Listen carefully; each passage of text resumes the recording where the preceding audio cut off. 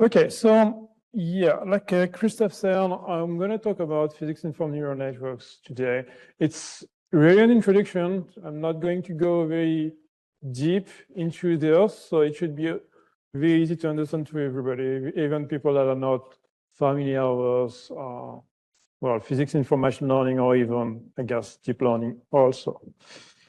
So the okay, yep.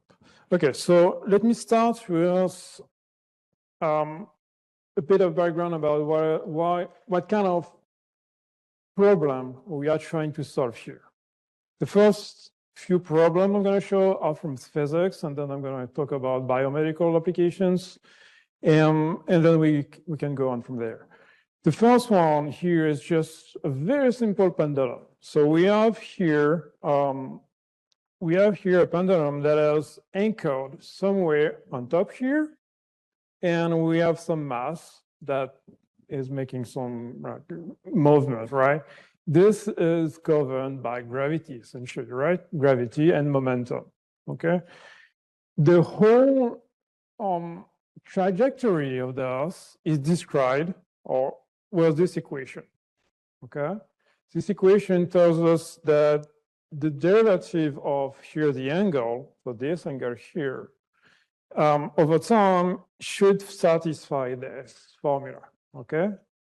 And from this, the goal is to solve it, to know at every time what is the value of theta. What is this value of theta? Because this equation here doesn't tell us exactly the value of theta. It just says that theta is governed by this relation, okay? So once we have the physical formula here for the trajectory of the pendulum, then we need to solve this mathematical formula and get to the true angle of the pendulum, okay? So that was the first application. The second one is about heat.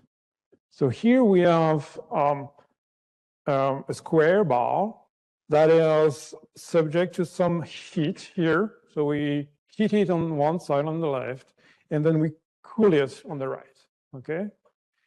The question is, how does heat travel through this bar?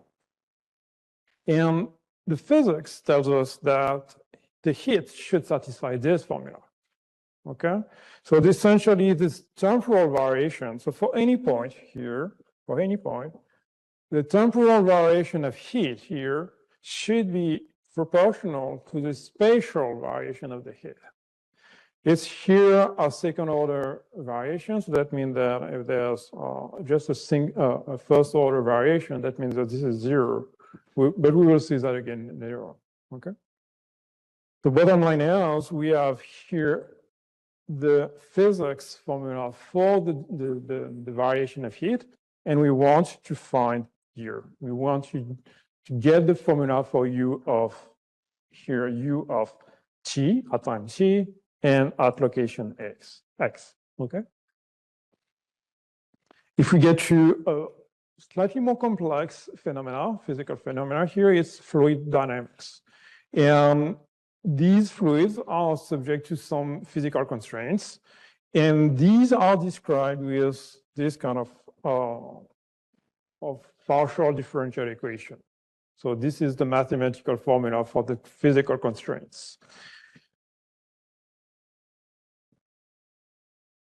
If I continue on now with biomedical applications, just to anchor this talk, this course was the subject of this, how do we call it actually?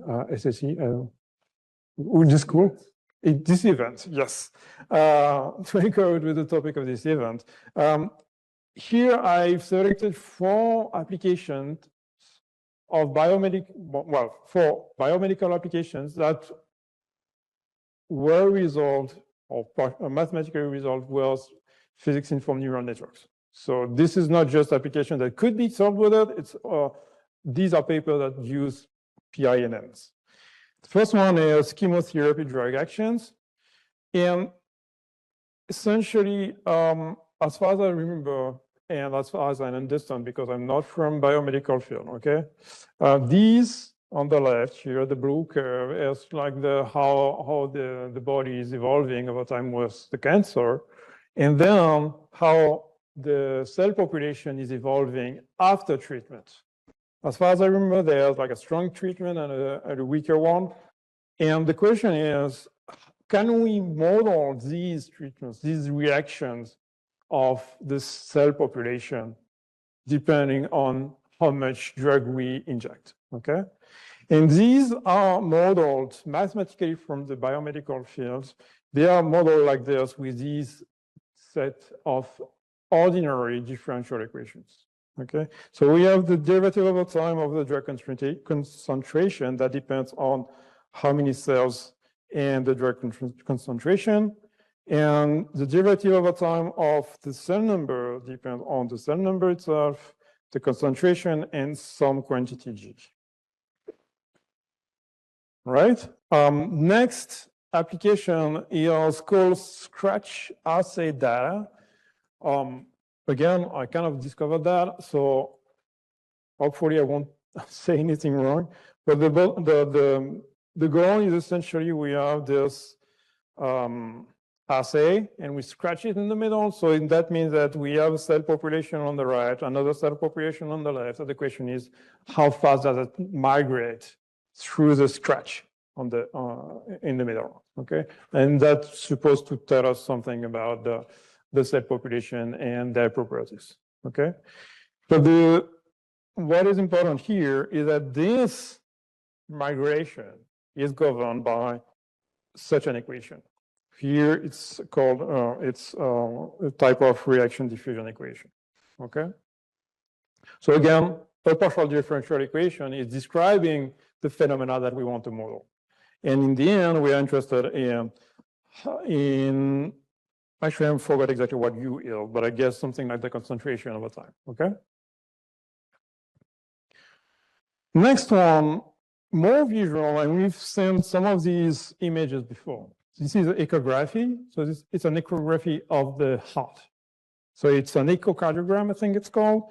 And the question is, what is the flow of blood in the heart? And can we have videos of the flow, not just the echo, but the whole flow over time? And let's see. So here, so it's really unreadable for you, but this is written ejection, so ejection of the blood. This is here the early filling of, I guess, the ventricle or something, or, well, the heart. Diastasis, I have no idea what it is, in late filling, okay? And as far as I remember, I forgot exactly which one this paper is on all of these, but we can see those colors and those arrows. The arrows tell us the direction of the flow. The colors, I guess, tell us whether it's the left and right, maybe.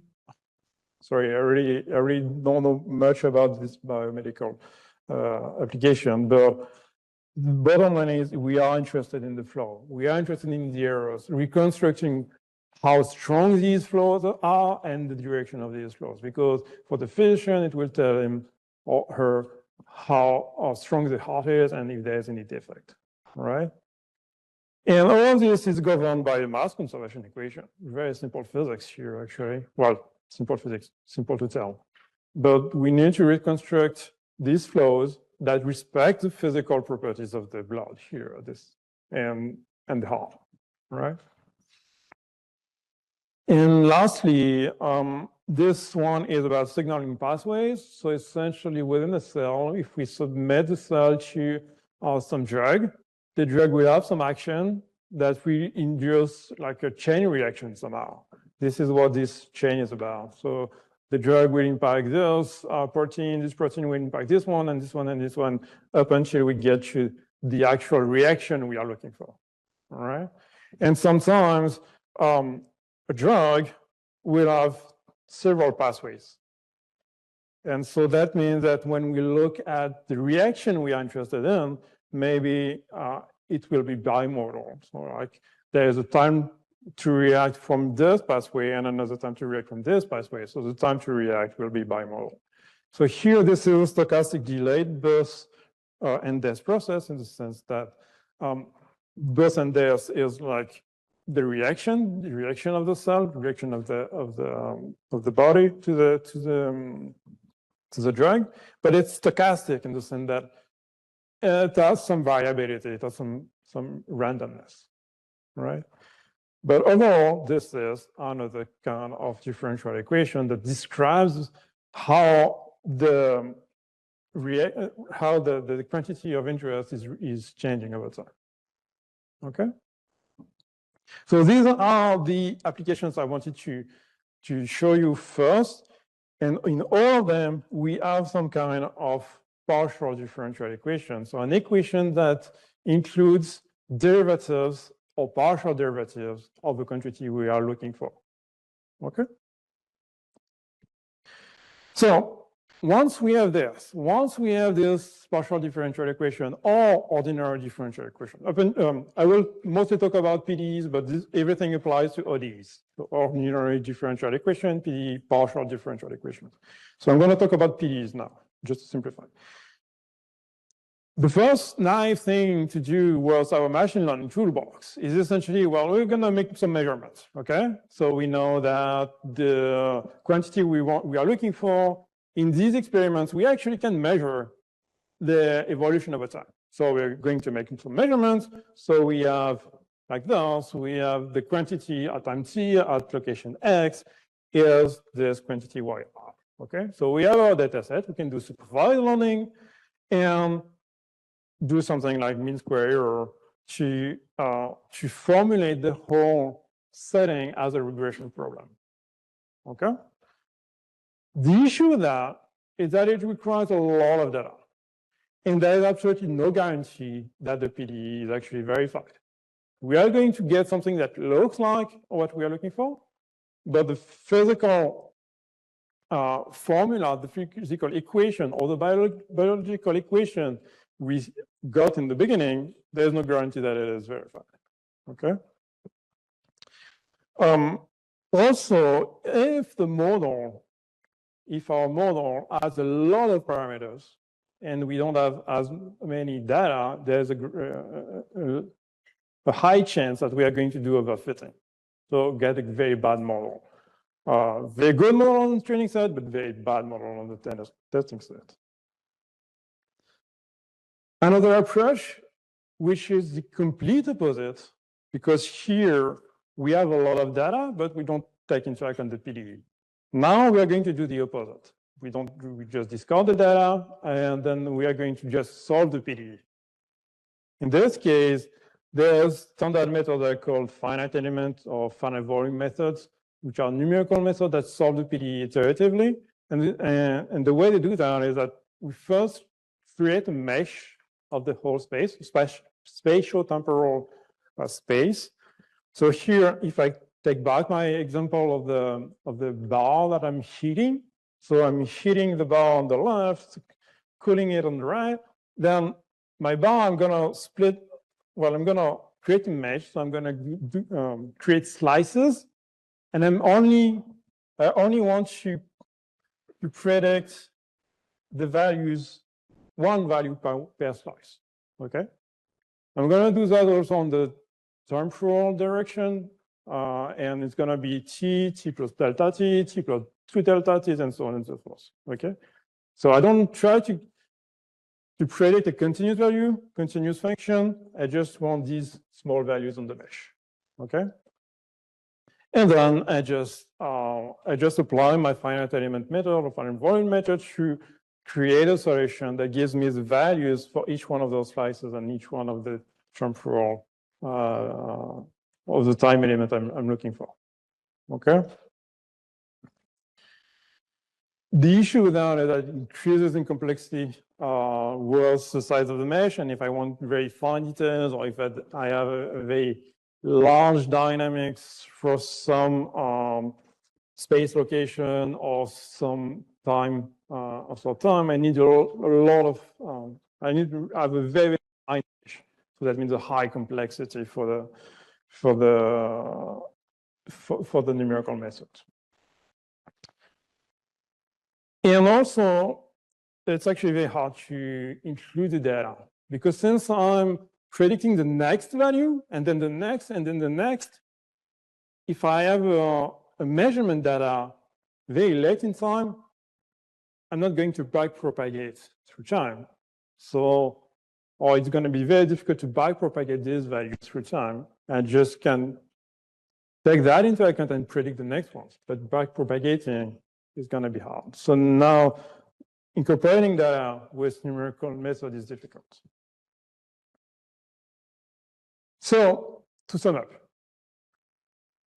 we want to solve a PDE or an ODE, and the type of method I'm going to choose depends on how much data I have and how much knowledge I have about the physics. If I have a lot of observation data, maybe I can just do a data-driven model, just like the regression. But I actually need quite a bit of data to achieve that.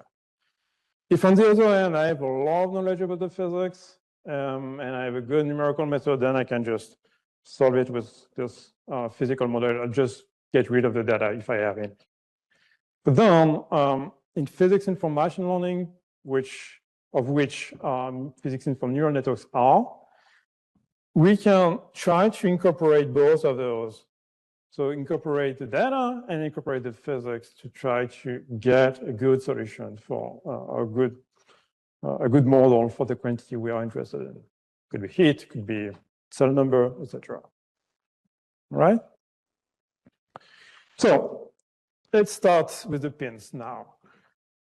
And I entitled this slide When Machine Learning Meets PDs. So essentially what we are looking for is modeling, so getting a model view, that's a function, right? That can be learned to verify a PDE. So learned to be a solution of a PDE. To do that, we need two ingredients, essentially. We need a space of models to choose from because we need to learn something. So that means that we have a space of possibilities for functions, and we need to choose one. So we need a way to choosing it. We need the space, and then we need a way to choose this, okay? And the way to choose this is a loss function, okay? I need those two ingredients. In the rest, I'm gonna keep talking about the heat equation because it's a very simple equation, okay? But all of these, everything I'm going to talk about can be applied to different kinds of equations. The equations that are usually either the first derivative over time of the quantity I'm looking for is equal to some differential operator. So a combination of partial derivatives, or the second derivative over time is equal to some differential operator, okay? Is this heat equation okay? Do you have questions about this? Just to be sure that it's clear. Okay. So previously we observed that supervised learning, meaning like we have a lot of data and we try to do regression, this is not enough. And the core idea was physics informed neural networks is that if a function you verify the PDE for any point of space and time, then it is a solution of the PDE. Seems reasonable, right? The difference is that, well, you see here, it's not a regression problem, right? I'm not saying that if my model is the solution, I'm saying that if the model verifies the PDE, which is slightly different, okay? But this is a key observation that makes PINN and PIML very efficient here. So what that means is that for the example of the heat equation, sorry, what I want is that the derivative over time minus what was the right-hand side before, minus this spatial derivative should be equal to 0. Because if it is 0, then the PDE is verified. And this thing here, this is a residual. So the PDE residual. This is I'm really stressing about this residual because this is the key element for the PINN, okay? All right, so the issue is, well, before talking about the issue, to verify that, another way of doing that, instead of having this for X, for T, I'm just going to sum over the whole space, okay?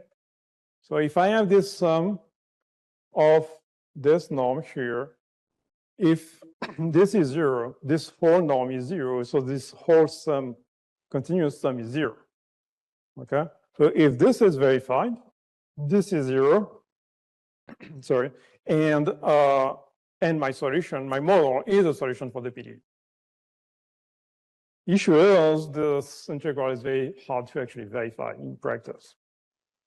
So what we do instead is that we construct a discrete approximation of this integral, okay?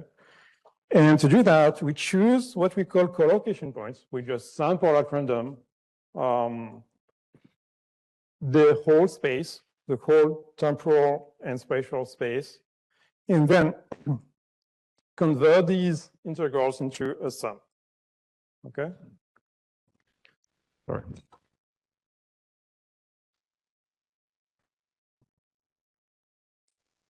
So now that we have a sum, this sum is actually easy to implement, okay? The integral was difficult, but now this is very easy. At one condition, though, it's that we know about the temporal derivative. We know how to actually compute these two values here, okay? We'll get to that later. It's going to be easy with neural networks, but this whole sum here is actually very easy in the end to compute. Okay. Where was I? Okay. So overall, we get to now the loss, the way to actually optimize, the way to get a good model. And this loss here is called the residual loss. It's just this sum I was talking about. I'm just trying to get a feel for how good my solution is only based on the residuals, right? So if my residual is as close to 0 as it can get, then this would be a good model, essentially.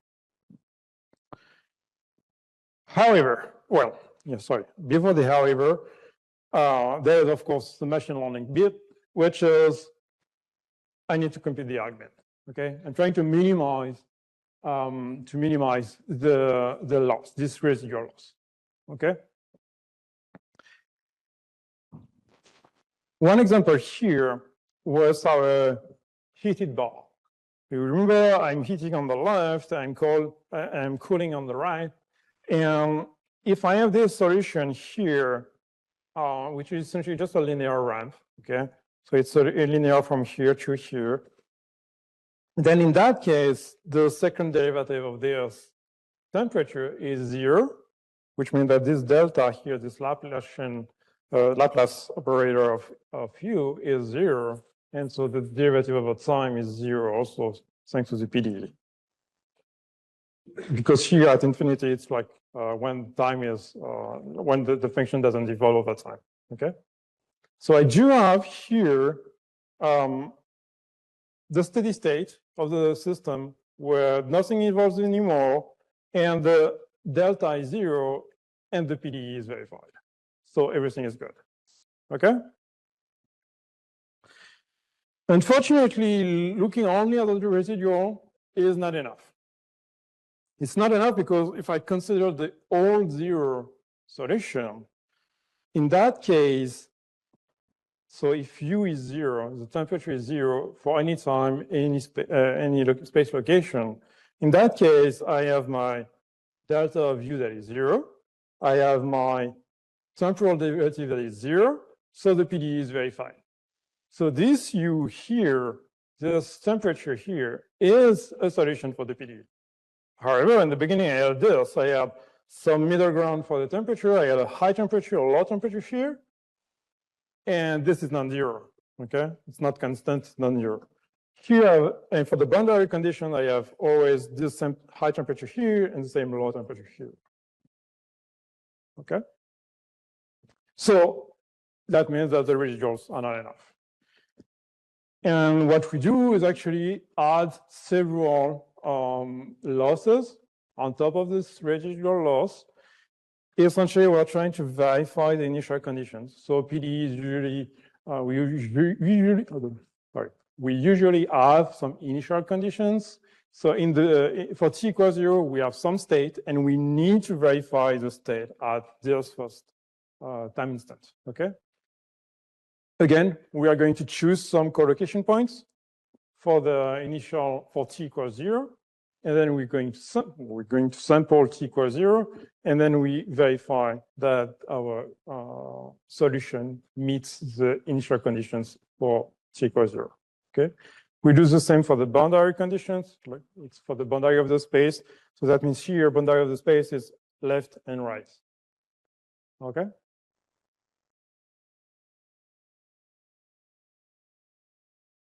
And a fourth, but not necessarily loss, is the data loss. You remember I told you that with numerical method, it's going to be hard to actually include the data, but here it's just an MEC, a mean square error for the data term. If we have some measurements, so if we want our solution at time ti at location xi to be equal to ui, because these are the measurements we made, in that case, we just want this to be as close to 0 as possible. But this is another loss term. We want this to be as small as possible. If we minimize this, then it's perfect. Okay? So overall, we now have our loss. Our loss is composed of 4 terms. Remember, I told you first about the residuals, so PD residual. If our solution has 0 residual, then it's a perfect solution. But we also need to meet the initial conditions criteria, and we need to also verify the boundary conditions. And finally, if we have data, we can include it in the loss. Okay.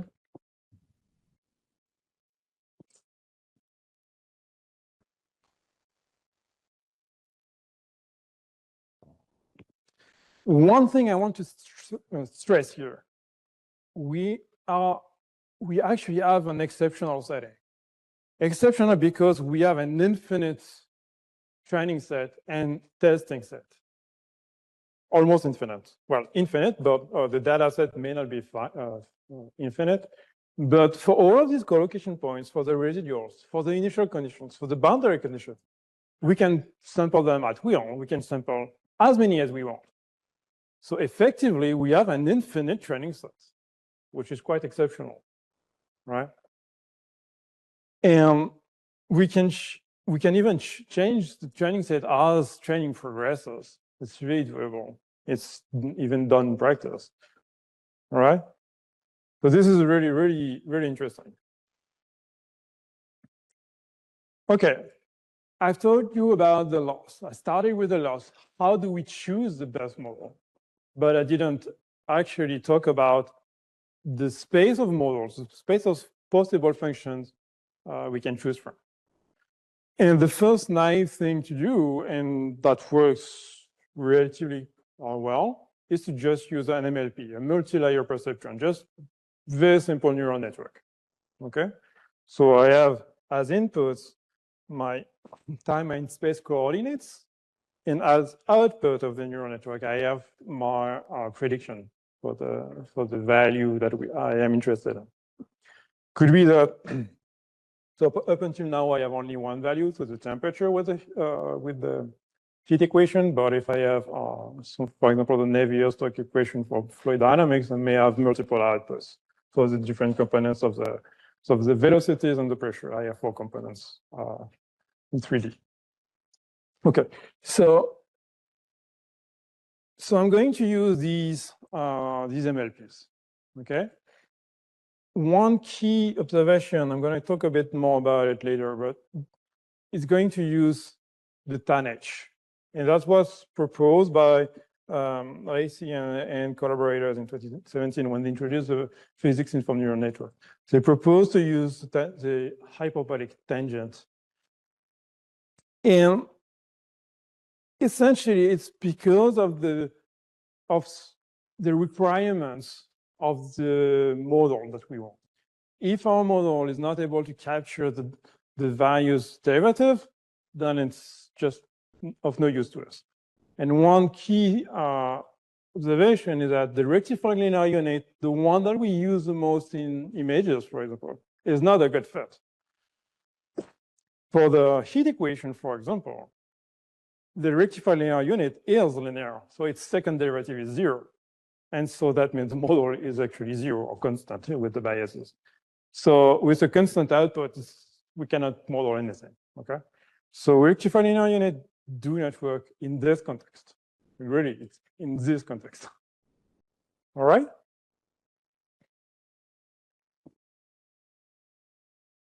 So one slide that is a bit dry, but if you have questions, don't hesitate.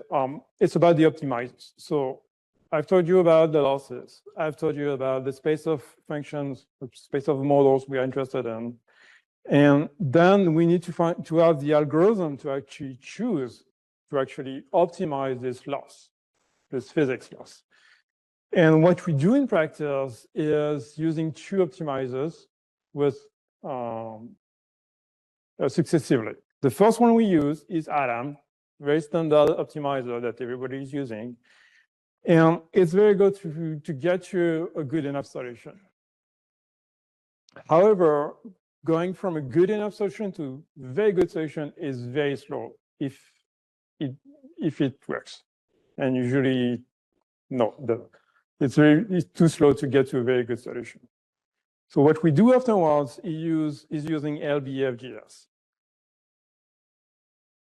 And what this does is that it's, for those of you that know about optimization, it's kind of a preconditioning. So essentially tweaking about the gradient of the loss to get you a good update for the parameters to speed up everything.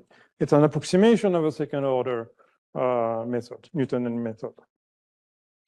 The issue with LBFGS is that first, if you use first, it's going to diverge. It's going to diverge very quickly because if the solution you start with is not good enough, it's not going to work. That's why we need Adam, okay? And the second issue with LBFGS is that it's very slow. It's each epoch is going to be very slow. It doesn't need a lot of epochs to get from a good enough solution to a very good solution. So that means that running LBFGS for a few epochs is usually enough. But it's going to take more time per epoch than Adam. It just requires way less epochs once Adam has run. Okay?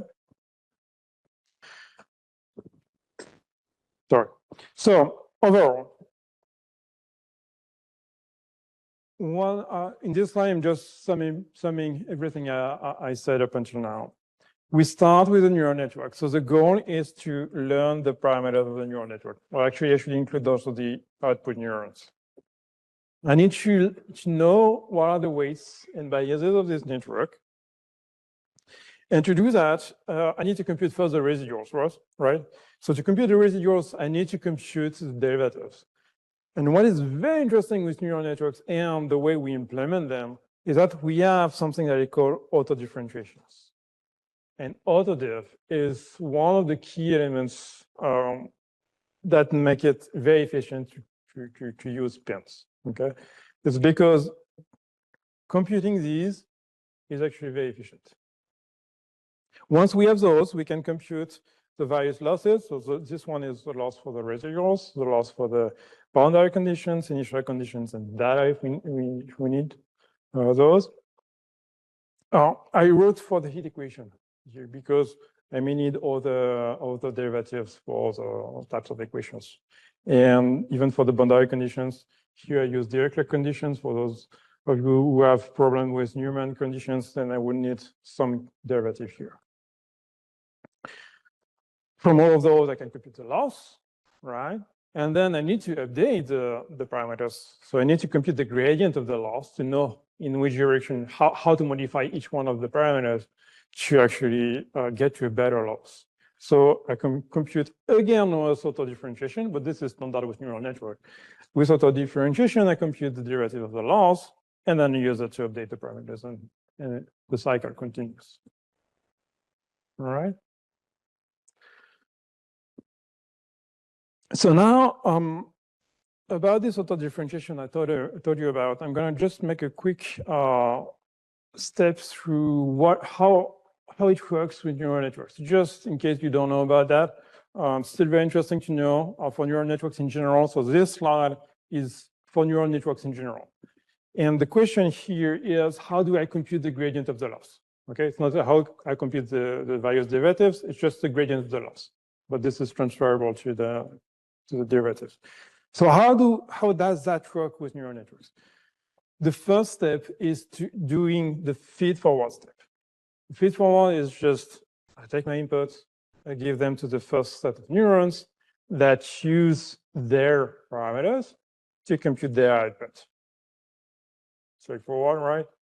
And then for the second set of neurons, here are the output neurons, I use their parameters, their input, to get their output. Okay? Now I can compute the loss from the output, and if I have data, from the data loss. Okay, so now I have the loss. So it's really feed forward. Oops, feed forward. I'm going from the left to the right. Okay, from the input to the output. And now to compute the gradient I'm looking for, I'm going to do the reverse. So that means I'm starting with the loss. I'm computing the derivative of the loss with respect to this here, to this output. So it's very simple, right? I'm just, from the point of view of this, it's not a neuron, but from this function here, it's just derivative of the output with respect to the input. So I know that. It's already implemented, so it's very easy to compute. And then to compute the next derivative, I'm going to use the derivative of this derivative here, the derivative, no, sorry. This derivative here. So I'm going to compute the derivative of its output with respect to its input. So this is this value here. And multiply it, oops. And multiply it with this derivative that I computed before. Okay? So I'm going from the right to the left. I'm back propagating gradients through the network. Okay? So this way for you. And do the same again to get here and get the gradient of the loss with respect to this set of parameters, and here with respect to this set of parameters. I can do the same here to get the derivative of the loss with respect to the input. So we don't need that, so we don't do it. But in the case of PINN, I'm going to need the derivative of U for the output with respect to the inputs. Okay. So in this stage, I don't need the derivative of the loss with respect to the input, and I'm needing the derivative of the output with respect to the input. And these formulas here that make it very simple to backpropagate the gradients and compute the gradients, they all rely on a theorem that is called the chain rule. The chain rule is giving us the derivative of a composition of two functions. So if I have my function h of x that is a composition of f and g, in that case, the derivative of h is equal to the derivative of f, which taken out on this input, times the derivative of g. Sorry. And neural networks here, these are only composition of functions, right? So I have my value here that I feed to the next set of neurons. So I'm applying a function, the next set of neurons, and then this application, I feed it to the next layer, and that's another composition of functions. I apply it to another function. Okay, so I have composition of functions here or everywhere. And I need to rely on the chain rule to compute these gradients. Okay. Okay, so now I'm going to talk a bit about the state of the art of pins. Okay, so what I presented to you just before was the basic pins. Okay, the loss, the architecture, so the MLP, the multi-layer perception was the hyperbolic tangent, and then how we optimize with LLM and LBFGS. I'm going to talk about refinements of this whole setup, okay? So first thing I want to talk about is the activation function. So I told you about the hyperbolic tangent. It may not be the best one. It's one that kind of works. But in the literature, what has been proposed is to create a network that they call a siren, sinusoidal representation network. Essentially, it's an MLP with sines as activation functions. When this is in this this plot here shows you the three activation functions I told you about. So the first is the rectified linear unit, that is 0 for negative values and linear for positive values. The next one is the hyperbolic tangent. You see, it's one that is kind of saturating. So that means that it's 0 for 0 here, and it gradually gets to 1, but then for all of these values here, it's always 1. And for all of these values here, it's always minus 1. What we actually observe is that above, let's say, above 9 with float 32, it's actually exactly 1. Like numerically, it's exactly 1. And here, it's exactly minus 1 numerically. Okay, so there's a very strong saturation here. The sine wave, on the other hand, doesn't show that. It's always, it's a sine, right? And what the authors found in practice is that they got very good results with those sines. Issue is it requires some very specific weight initializations. Well, specific in the sense that it's not the standard one, which is, I think, normalized Gaussian for the neural network weights. This one is not normalized. It should be scaled a bit. But apart from that, it's just a sine activation. Okay?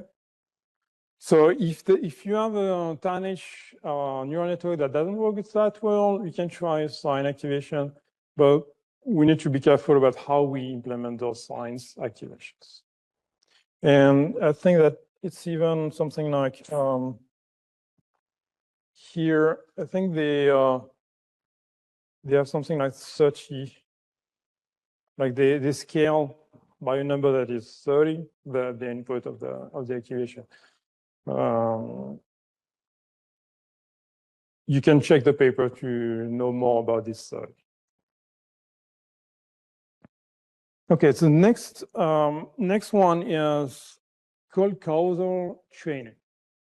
One of the training difficulties is that when we train a neural network this way, when we train a pair, we are trying to solve it for any time, right? Any time, any point in space at the same time, because the loss is the sum of all collocation points. So I'm not trying to get to the next time point and then the next and then the next, which is the strength of the pairs compared to the numerical methods, okay? But at the same time, if my initial conditions are very, very bad, I'm still trying to solve the PDE later on for those bad initial conditions, which doesn't make sense. So what they propose in this paper is to actually reweight all of the collocation points, okay? So earlier, so what we are going to do is that for a collocation point at time t, if all of the collocation points before had good residuals, then I do include it with a very high weight in the loss.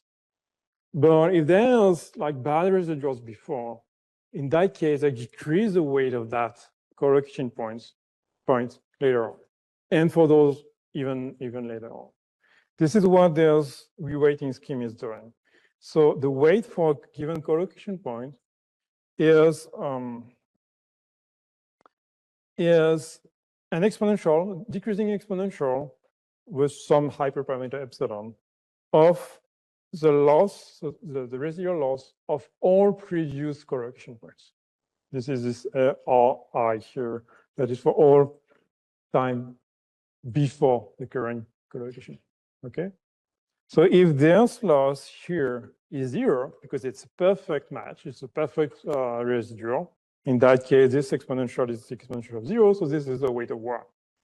If, on the other hand, this is non-zero, that means that there is at least one collocation point before that is not, for which the PD is not correct.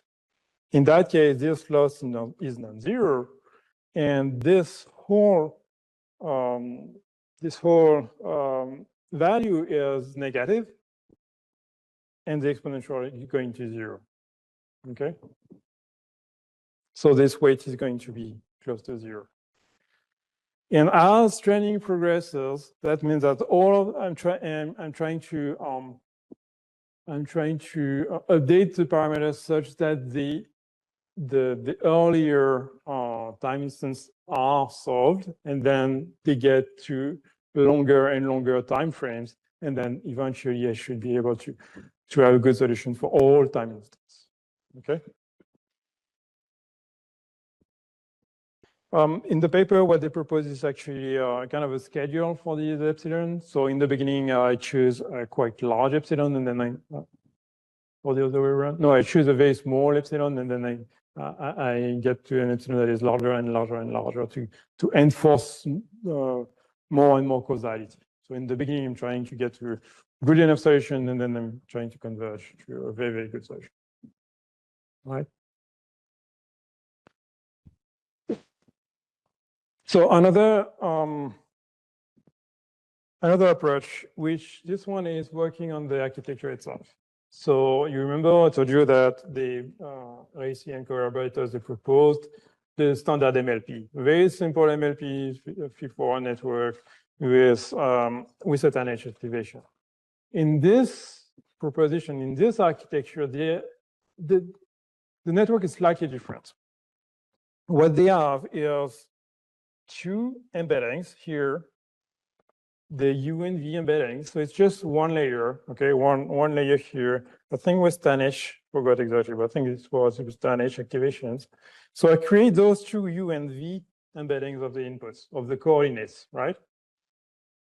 And then I have in the middle here my predictions, how I build my prediction over time, over layers, actually here, okay? What is interesting with these is that it's kind of a residual network. Well, it's not exactly a residual network, but it borrows the idea from the residual network, because when we get to the loss and we compute the gradient of the loss, it's going to get, well, for those of you who know about all of this stuff, okay, it's going to get a very short path to get to the input to compute, to get gradients that flow better. So what happens is that with the standard MLP, if we multiply all layers, if we have a lot of layers at the end, we are going to get vanishing gradients, especially for the earlier gradients. And with residual networks for images, they propose a way to bypass all of these linear layers and eventually avoid these vanishing gradients. Here, the idea is slightly similar with this fast path through the gradients. Anyway, bottom line is they observed that they got better results with this kind of architecture, and they can multiply layers. Okay. Okay. I think that's the last one. Maybe I forgot. Another aspect of it, I told you a bit about it already. It's about stage training. So you remember I told you about the ADAM optimizer and the LBFGS optimizers. And then what we do, the standard thing to do is start with ADAM and then move on to LBFGS to get to a good solution. And this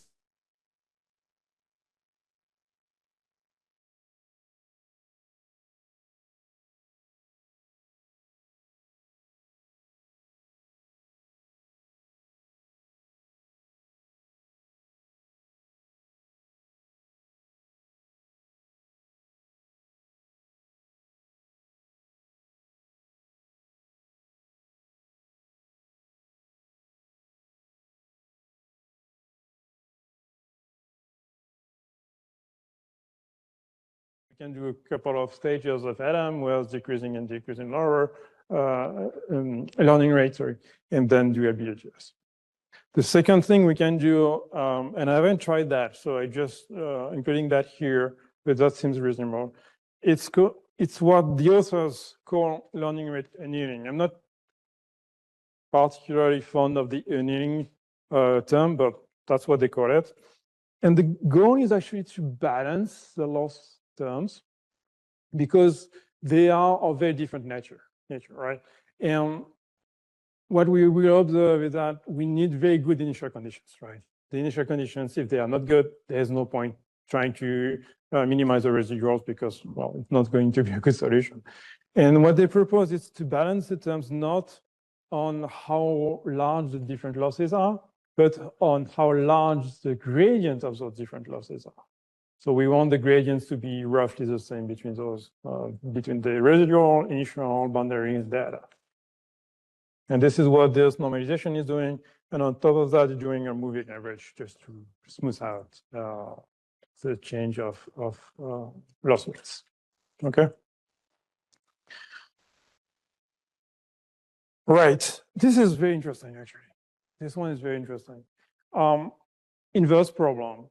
The question is, we have a PDE. We know that our system is governed by a PDE. And this PDE has some parameters. So you remember for the heat equation, we have this A parameter, which is the thermal diffusivity of the medium. But we don't know it because we don't know exactly what the bar is made of, for example. And the question, and we do have data about how the temperature is evolving. In that case, we are doing machine learning, so we can learn it, essentially. And with this framework of PINF, we just set it to a trainable parameter. It doesn't matter that it's in a loss term, because in the end, it's just one parameter of the whole network. And you will see in the practical next that it's actually quite straightforward to implement that and train the network to learn this parameter of the PDE also, if we have data, of course. All right, conclusion. So what do we have seen today? We have seen that we are trying to solve this task of solving an ODE or OPD. We are using the machine learning approach. So we're trying to minimize something here, essentially the residuals using auto differentiation, but also the data and boundary conditions and initial conditions. So the data, if we have measurements, can be included, and we have an exceptional setting in the sense that we have an infinite data set, a virtually infinite data set. Research topics, of course, I'm doing research, so we have some open questions. The architecture design, you see, I've showed you two architecture designs. There's some others. It's an open question, of course, or like always with neural networks. Optimizing algorithm, of course, there are fields of research that focus really on the optimizer. I've showed you two, but I know at least of another one. Theoretical guarantees, can we guarantee that our solution of the machine learning solution is actually a good solution? And there are some. And in practice, of course, there's a practical in a few minutes. And for those of you who want just not exactly a click button, but like a very nice toolbox to do to learn a PDE, there's DPXDE you can use. It's not perfect, but it exists. Okay, I'm done. Thank you. Well, thank you. Thank you for this very interesting presentation. So it's time for questions.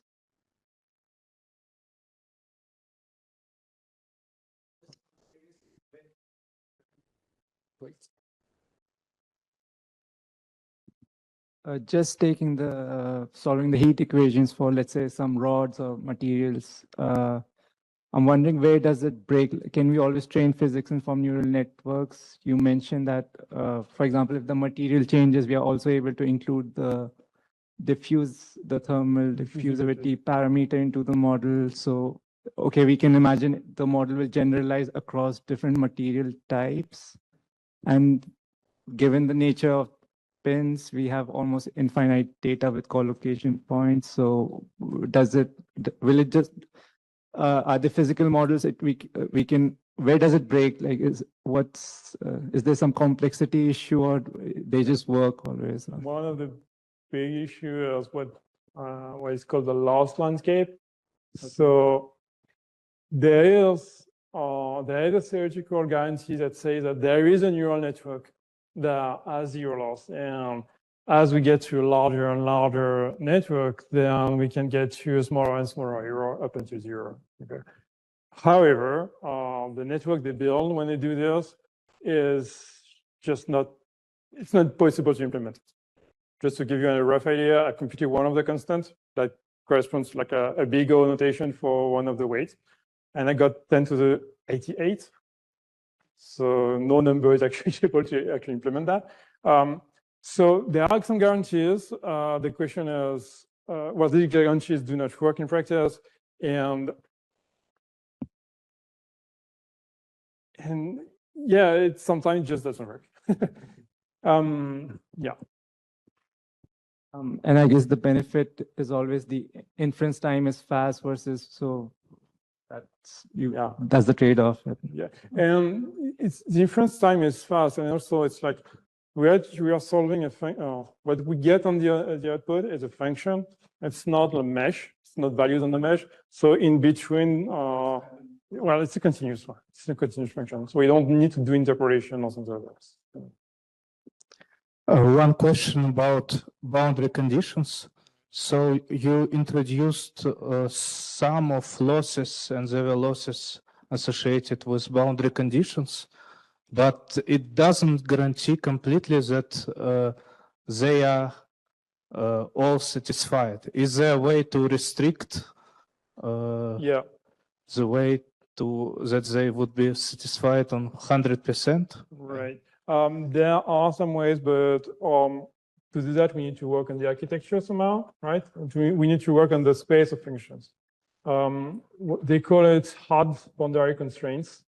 And the way to do that is so right now here in this setting, it's like we are trying to have a neural network that gives us the output we are looking for.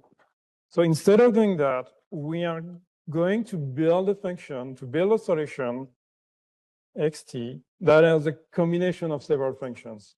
Essentially, one that enforces the boundary conditions, plus some term here that they call an approximate distance function. Essentially, this one is zero whenever we are on the boundary or initial part of the space, okay?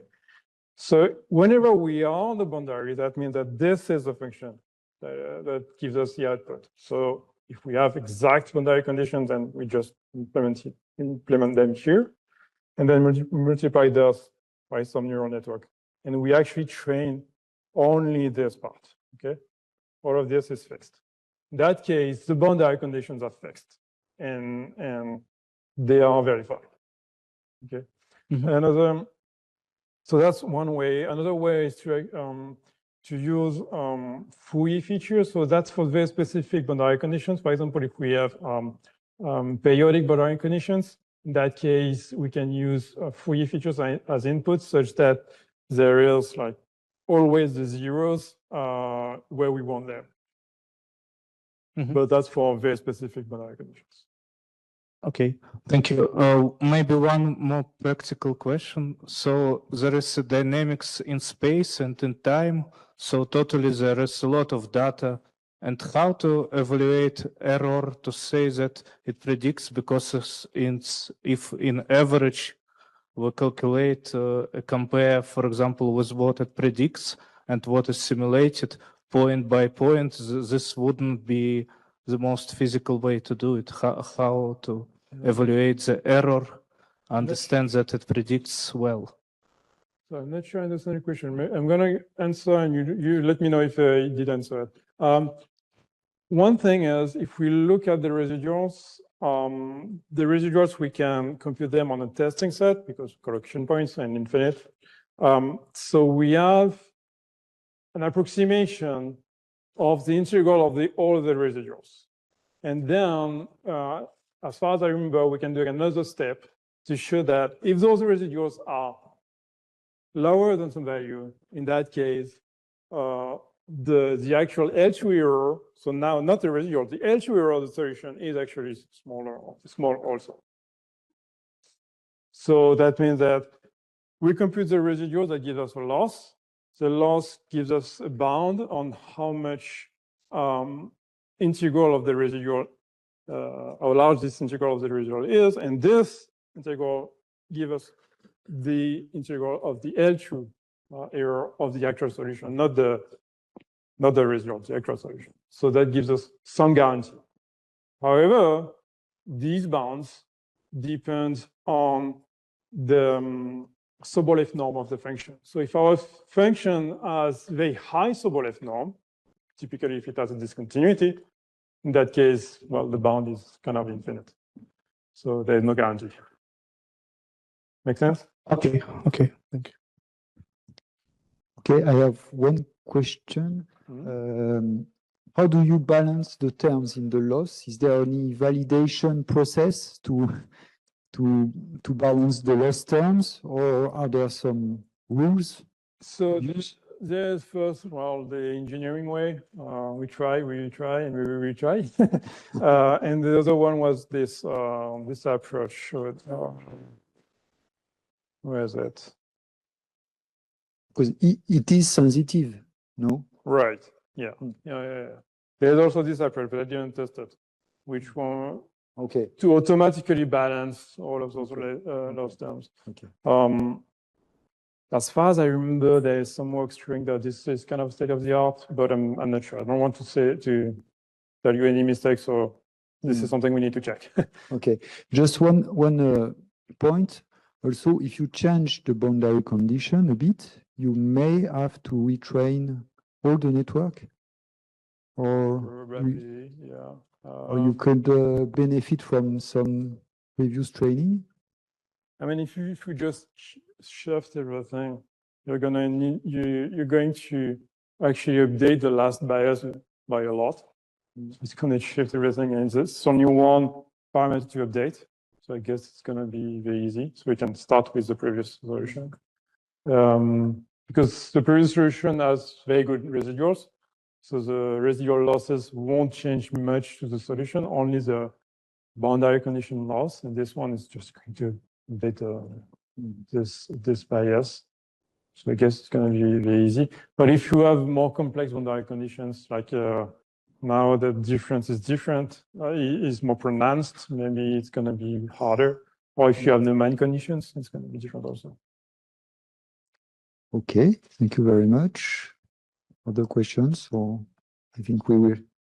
It's late to close. We could close the session, and don't forget that we have the practical now about that.